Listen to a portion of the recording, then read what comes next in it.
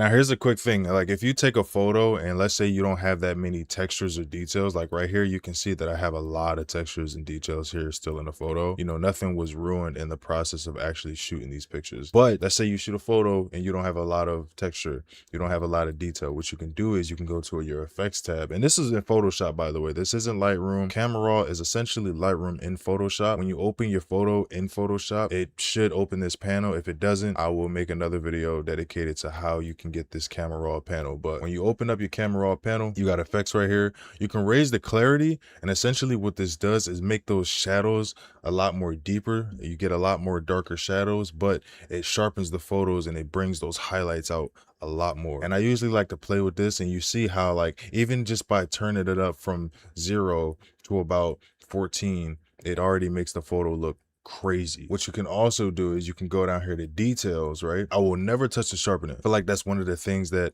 a lot of beginner photographers, especially, that's one of the things that I did.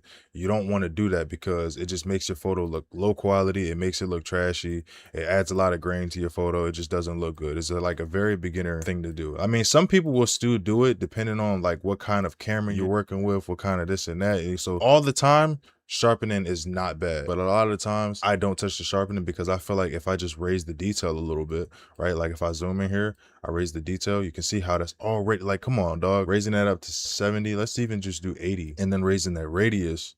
It just makes the photo a lot more sharper. You don't need to touch the sharpening because the detail and the radius does everything for you. By raising the sharpening, you can see there's so much more grain now in the photo. You don't want to do that.